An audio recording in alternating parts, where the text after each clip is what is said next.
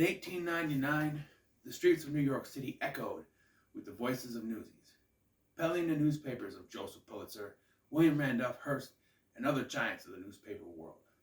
On every corner you'd see them carrying the banner, bringing you the news at a penny a pape.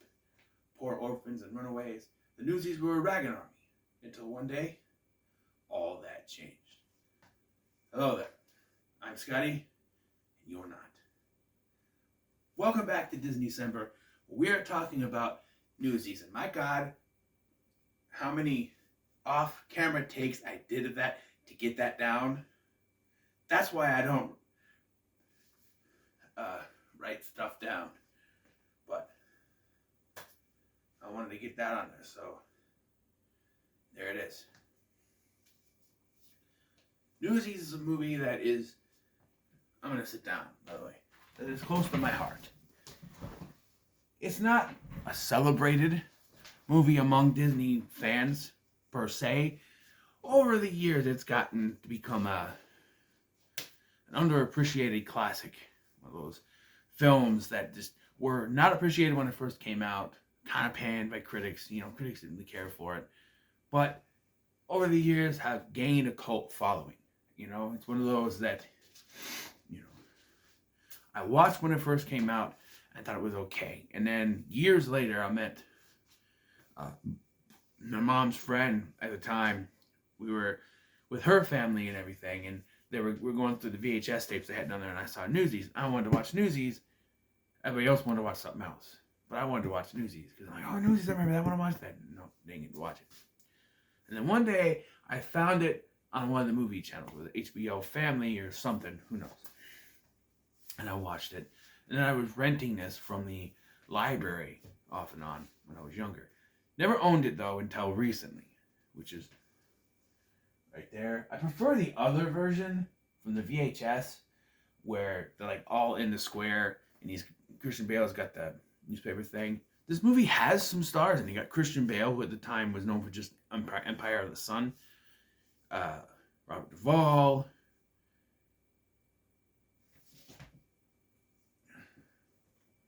and Margaret, Bill Pullman, and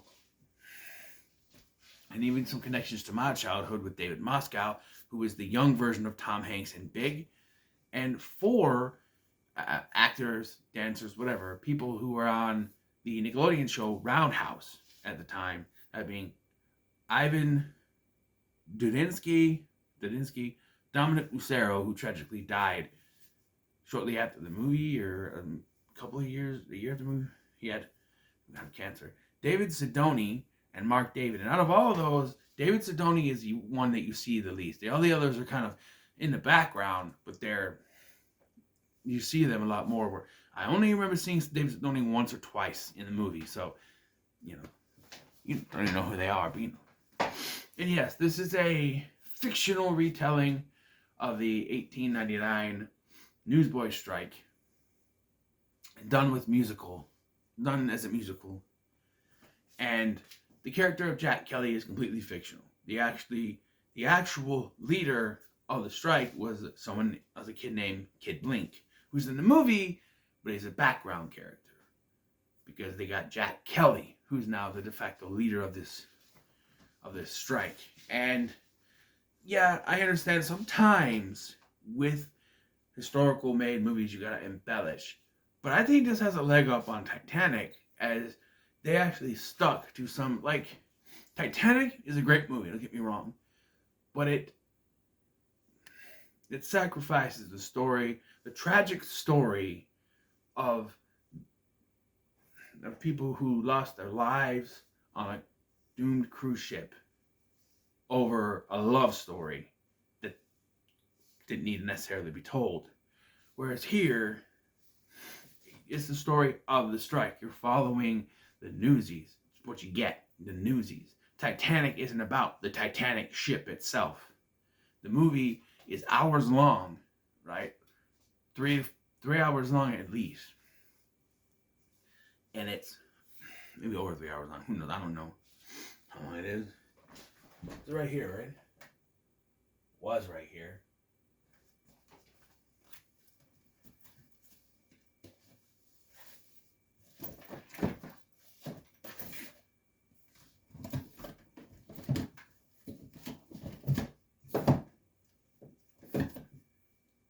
God. It's right here. It was right here, and I wasn't looking. Okay, so you're gonna fit in there. You're not gonna fall out. There we go. So Titanic is 194 minutes long, and you don't really get to the incident, the iceberg, until the second half of the film. You spend most of the time in a love story. In a movie called Titanic, the love story is the basis of the film. Where Newsies, the newsboy strike, is the focus. While also tending to some of the characters, but with those character moments tatted through the strike. You know, if you're looking at Jack Kelly, Christian Bale's character, you have to look at the character of David, and that's name I don't remember, played by David Moscow. He's sort of the leader behind the leader. Jack is the voice of this strike, but David is the one who's telling him the things to say. You know. And I would have liked to, if the second half of the film, which is where the movie always goes down for me, the second half of the film, kind of like with Titanic, but you know, no. But the second half movie goes down for the Titanic, but the second half of the movie goes down to me because there's that switch that I think would have worked better had David then decided, you know what, there's even a point where he's like, you know, where Jack's like, you never had the guts to say it. Well, I do now, but it doesn't go anywhere. He ended up bringing Jack back to help them lead again, and it's like, okay, if we're doing a fictional telling of this, like, I don't know, you could have had, my nose itches, I'm sorry. You could have had David, yeah, in some capacity take over, but it's Jack's movie, so Jack has to be the one to come back and lead, which,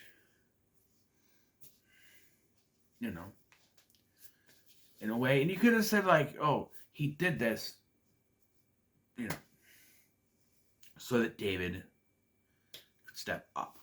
Who knows? But yes, so it is a musical. It starts off with a musical number. Starts off with that, you know, that paragraph that I just read for you. The cast. I already mentioned the cast, but there's Max Cassell. You may know as the best friend in Doogie Howser, MD, who was 25 years old at the time that he filmed this, and you wouldn't be able to tell it, but he was. He had a hormone deficiency, which made him look younger than he is. I guess he didn't hit puberty until he was in his late 20s. So, yeah, but he was, yeah.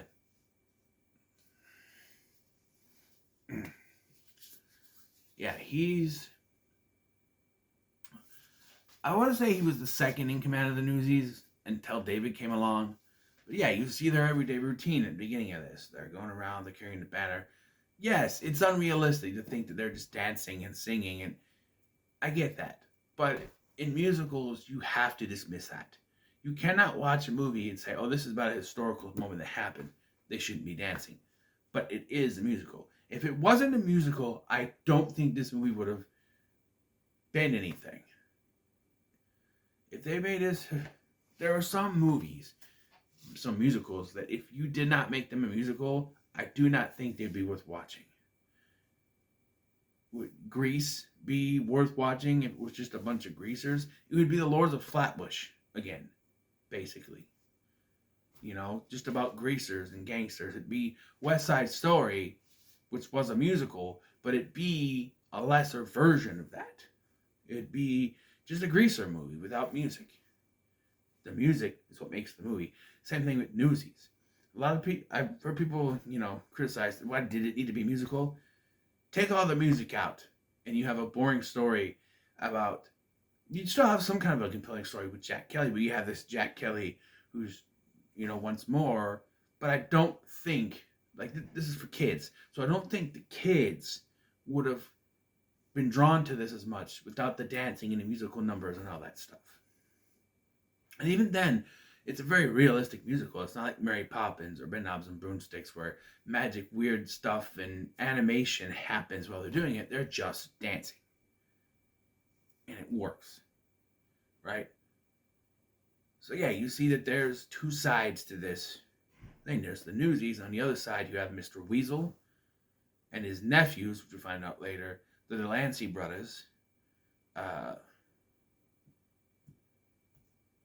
Oscar and Morris, the Delancey brothers, one of which is Sean Greenblatt, who is in Freddy's Dead, The Final Nightmare. Just throwing that out there. I know people don't like that movie, but just throwing it out there. But yeah, he was the John Doe in that movie, which that's one thing that I criticize that movie for, is that they never actually give him a name. He's just John Doe. Even after he dies. Spoiler alert. You're not going to watch that. But anyway, yeah. We see what's supposedly a routine where the Delanceys chase Jack around, and that's where he meets David and his brother Les, played by Luke Edwards. And they are doing this because their father, we find out later, got hurt on the job, can't work, so they have to go out and they have to sell the papes. But selling papers is not going to make them that much money, and maybe they do because they team up with Jack, but I'm just saying. And yeah, there is that moral line where they are embellishing what the headline is to sell the papes, but it is not lying, right? It's not outright lying. It's just embellishing the truth a little bit to sell papes. People can be like, they're like, huge fire on Ellis Island in flames, and it's just a little garbage fire that scared the seagulls. But, you embellish a little bit to make money, it's not bad. But the plot gets forward, it's going at least for Jack when, while selling in a boxing match, they come across Warden Snyder, played by Kevin Teague. And, yeah, he's great. There are no outright villains in this movie, I want to say. But if you were leaning towards the villain, well, because the antagonist of this film is Joseph Pulitzer, played by Robert Duvall. But I don't think of him as a villain per se, because what he does isn't inherently evil. He just wants to make more money, which is when he ups the cost of the papes for the Newsies. It's not evil, he's just trying to make more money. He's greedy, which is the human way. It's a human way. Greed, human way. It's one of the 7 deadly sins. So, yeah, he's greedy. If there was anyone that could be the outright villain in this movie, it's Snyder. Because, as Jack tells us, Snyder takes in these kids at the refuge, and he gets money for doing it. But instead of using that to help the kids, he puts it into his pocket. And even later, we see with Crutchy, when he gets taken, that he gets the better food. He has the better clothes. His office looks really good. Whereas you see the rooms for the kids, and they're just in bunks, tattered blankets and stuff like that. Their clothes are tattered. He's taking the money that's supposed to be spent on these kids that he's housing in this refuge, and he's doing it for himself. He's using it for himself rather than them. So he is a villain per se. And during this chase, which I always love, because the chase, there's this guy sitting on the stairs, and Christian Bale yells out, "Sleeper!" as they run up the thing. And I still don't get this though. There's this rooftop thing where they jump off, but it's just a little thing. And then Snyder comes up with the other 2 constables, and he's like, "Sullivan, I'll bring you back to the refuge," but he doesn't look beyond that. I mean, you could plainly see that there's something there. It's like with the Money in the Bank from 2020, I think it was, where Rey Mysterio and Baron Corbin got thrown off the roof, but you could tell there was some kind of platform there. Come on. You tell there's more to the roof, but he just kind of stands there. Yeah. And so they end up running into Meta Larkson's theater, I think it is, which she's played by Anne Margaret, and she has the song La Vida, Vi Baby. And, yeah, And what is confusing, he says that Meadow was a friend of his father's. She calls him Kelly.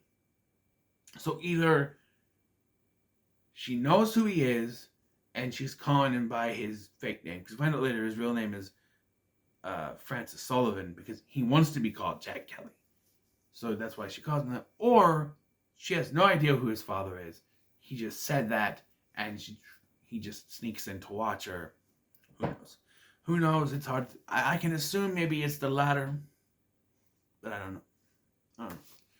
So yeah, and then David and Les take him back to their house where they meet the family. The mom, the dad, and the sister, who is the de facto love interest for Jack Kelly. However, and then this is back to Titanic, their love story, their romance is really downplayed in this, which I think works in hindsight. But for what we get at the end, it doesn't work when you look at the entire movie and how they're supposed to be this romance, but there's really nothing done. There's like here where they give looks at each other. There's another scene later where they're on the rooftop and he kind of slept in the window or whatever, and they have a little talk on the rooftop, and then later when he saves her from the Delancey brothers, and then at the end they just kiss. And it's like, okay, you could have built that up better, but I know there's only so much you could put into this film with that, and I guess it's okay, but still, there could have been. I'm just saying. So we find out their financial situation, like I said, dad's hurt, out of work, so David and Les have to be Newsies. There's nothing else done with that. Like, we don't find out later, hey, I can go back to work, like in, what's the movie? Where the guy's hurt, like in Brink, when the dad is out hurt, and so Brink is trying to get the more money for the family as well, and then at the end we find out he gets his job back. That's not here. So, no, he just doesn't get his job back. In fact, the parents aren't really seen after this first scene. They're just gone from the movie. They're mentioned. The sister mentions to Jack that her dad keeps talking about Jack Kelly, the Newsies strike leader, who occasionally breaks bread with them. He was only there once. And it is kind of sad. We're like, honey, add some more water to the soup. They're having soup water, basically, is what it is back there. Because when you're poor, you don't have much, I've never been that poor, but I've seen movies and I understand what that is. And then we get the Santa Fe song. And I want to talk about this because there's something, I said this at the end of my last review, there's something in this that I've never seen, but I've heard of. I watched a special feature on the DVD, which was most likely a special that aired on the early version of the Disney Channel back in 92, 91, 92, whatever, called Newsies, See All About It, which was hosted by Max Casella, R.V. Lowe Jr., and Aaron Lohr, who were three of the Newsies, Max Casella being racetrack. And they talk about stuff, going over the behind-the-scenes stuff, and it seems like it's very done for the kids of Disney Channel and stuff like that. But there is one thing where they say that Christian Bale had to learn how to do a lasso thing.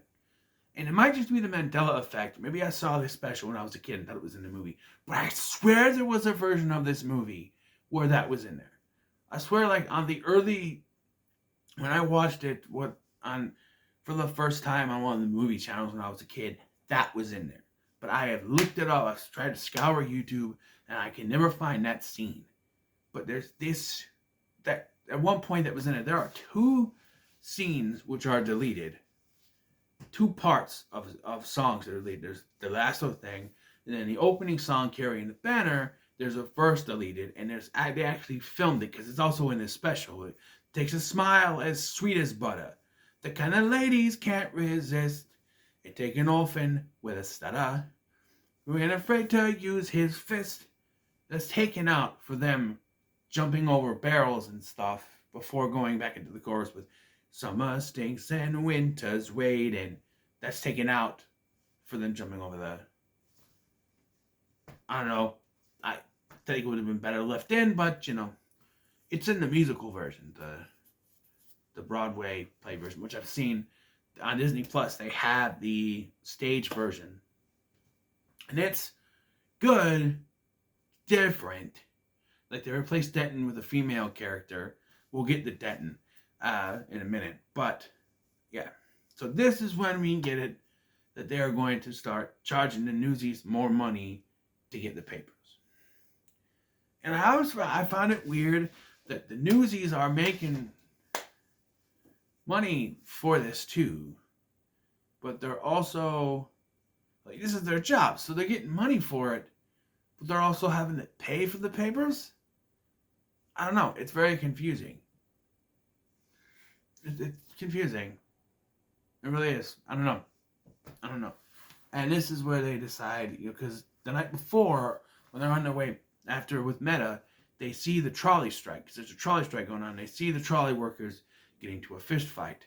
And so this leads Jack to come up with the idea to go on strike here. Like I said, it wasn't Jack in real life, but That's really, and this is where you get to feel that it's David who's telling him the words, and Jack is putting it out there for them to hear. Jack is the de facto leader, but it's really David who's kind of pulling the strings here, because he maybe he's a little too shy. And in this song, The World Will Know, you kind of get, if you pay attention to David throughout the song, he's unsure. Like, he keeps telling Jack, no, don't tell him to beat people up. We're no better than them, whatever. And then throughout the song, you see him kind of build up. And at the end, he finally puts his hands up. He stands in the middle, and he puts his hands up, and he joins. But he's still unsure. He's like, you got to take our demands to Pulitzer, which he does. And this is when Denton comes in and says, so you're the guy. Even Denton recognizes that he's the one who's actually the leader of this thing, and Jack is the mouth, basically. Denton, of course, played by Bill Pullman, who's another underrated actor, I think. Much like Bill Paxton, doesn't get enough,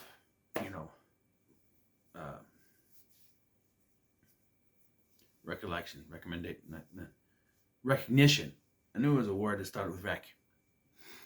Not record either. Yeah. And so that starts this Newsboys thing. Then you get Jack's like, hey, no pictures. No pictures. And he gets a sense, okay, he doesn't want his picture in a paper. That's going to lead to something else. But then it happens, and then he's just so nonchalant. He's like, no, hands off my face, hands off my face. I'm like, but you said no pictures for a reason. And now you're just okay with your picture being in the paper. We could, And so they're like, if anyone tries to stop us, we'll soak them, we'll beat them up. If any of the Newsies try to go against us, we'll do that. And so they do that, but it ends up with the cops being called. Crutchy is unfortunately left behind, which I think is actually a good decision, because the character is on crutches, so there's not much he can do. So he's thrown away in the refuge for the rest of the movie. Again, you could just say, why not just not have the character in the movie? But Crutchy's a good kid. I like him. So yeah, they go to visit him to get him out, and he's like, I'm not doing so good. Asco and Morris, they worked me over. And so then they say, this is for Crutchy, and they beat him up. They decide they got to be ambassadors, because you got to be ambassadors, and they got to go around the places, and they got to talk to people, and they go to Brooklyn, which is like the big place they got to go. They meet Spot Conley, and he tells them, how do I know you guys ain't gonna run away the first time something gets bad? You got to prove to me that you're gonna fight. And then we have that scene where they say, we're gonna so and then they do the,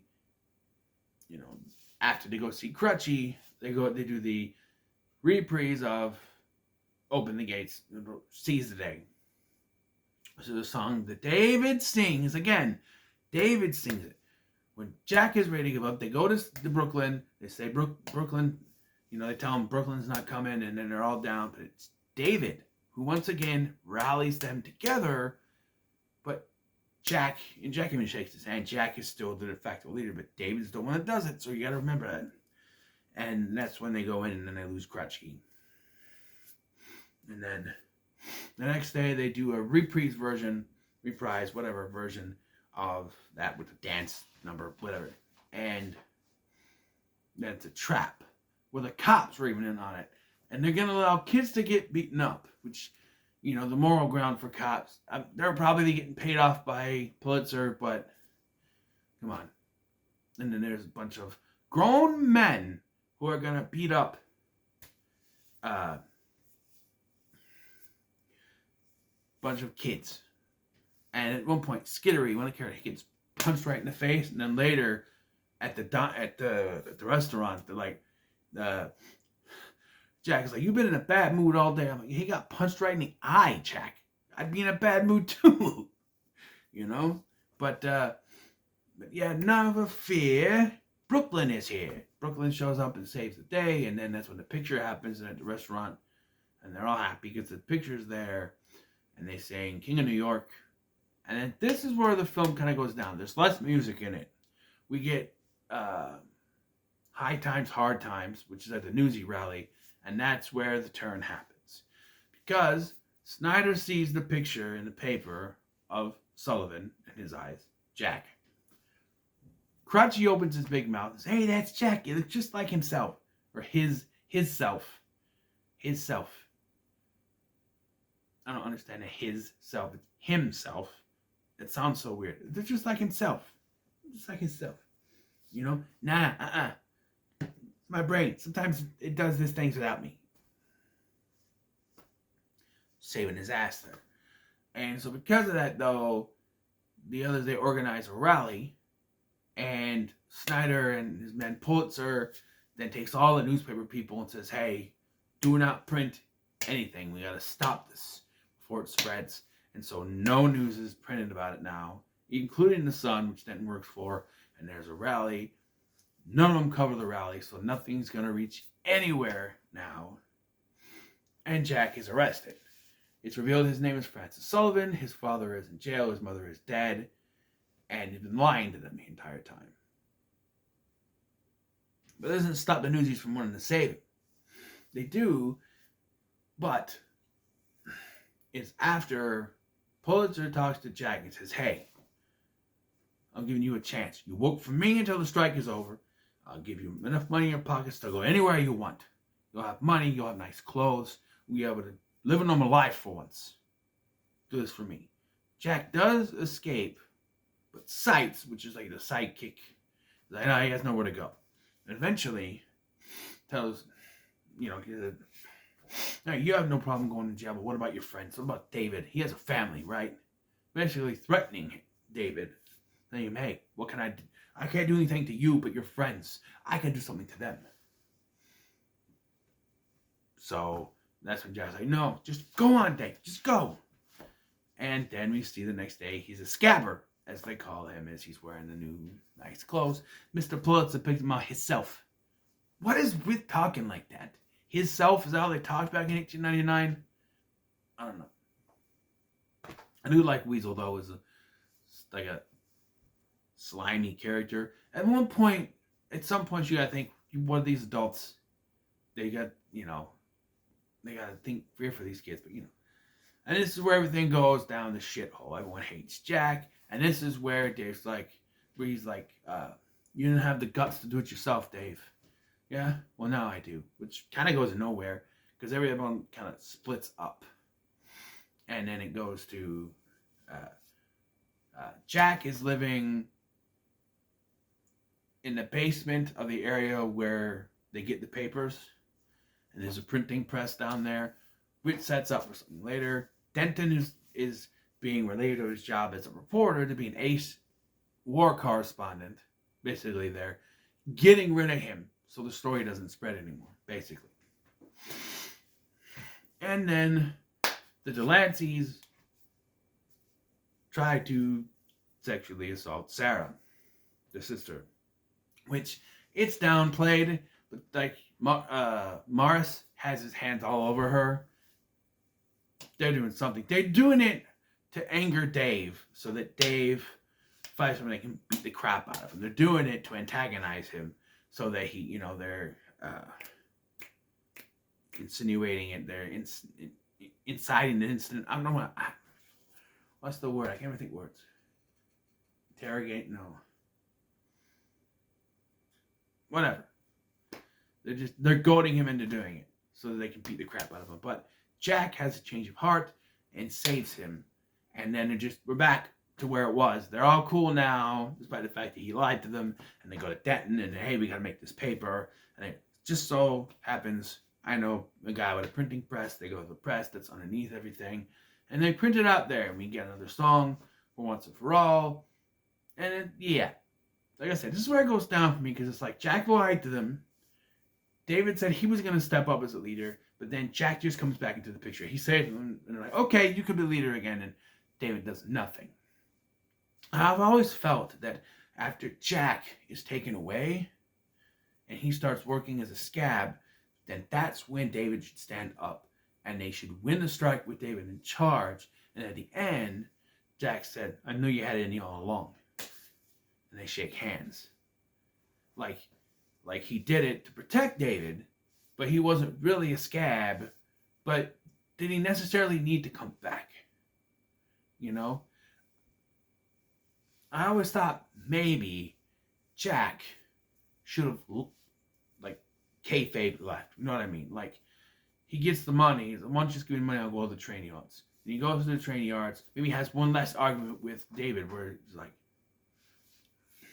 maybe I'm not the one they needed, Dave. Huh? Maybe I was only the voice for something else, huh? Said you're going to stand up for yourself? Do it then. You don't need me. He walks off. Then the end is when Jack comes back. You know? And shakes his hand or whatever. Eat the whole. You know? Maybe he wasn't needed. I don't know how that would work into the script, but maybe Jack wasn't needed to be the hero in this. I understand he's supposed to be, but maybe you could further David's story by having him stand up for himself, and you know, there's that story thread. It just doesn't go anywhere.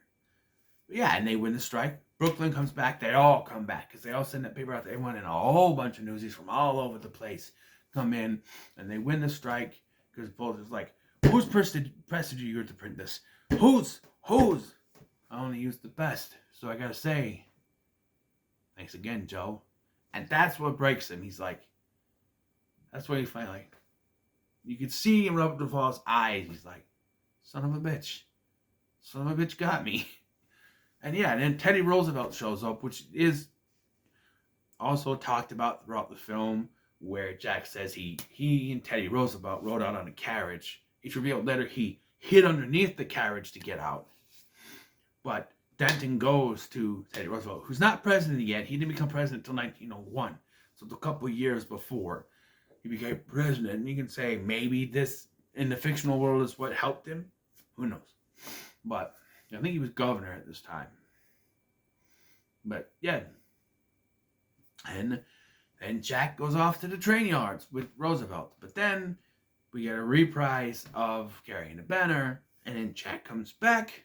Everyone's happy. He kisses Sarah, which, again, like I said, romance is not done very well. And they're all happy together. We get the line from earlier in the film, you know, about the headlines don't make papes. Newsies make papes. So Jack goes, hey, Dave, how's the headline today? Headlines don't make papes. Newsies make papes. And I feel like if the film focused more on David and had him through as this character, because they put him in there like he's secretly, you know, like they have some story plots with him, but it doesn't really go anywhere. If they'd focused more on David being the one than Jack, then I think, I know Christian Bale is the star of this, but he wasn't that big. You know, David Mousecott never really did anything big. He was in Honey after this. But yeah, I feel like David's storyline could have been more thought out. It would have worked better. Like they just kind of ironed it out a little bit, gave him more to do, had him take over for Jack after Jack was taken away. Then maybe it would work. You know.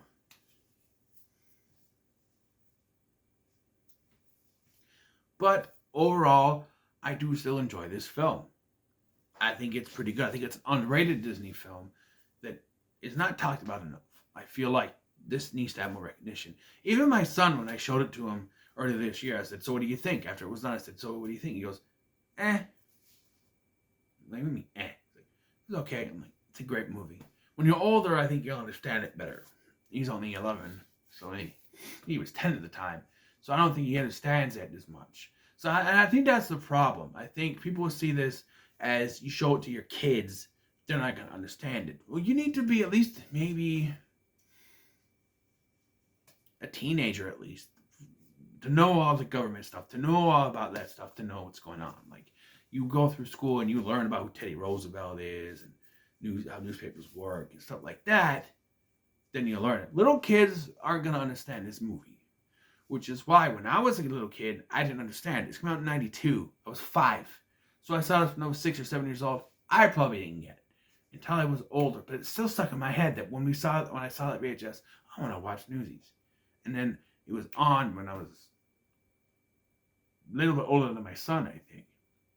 At least 13 when it was on, and I started renting it from the library.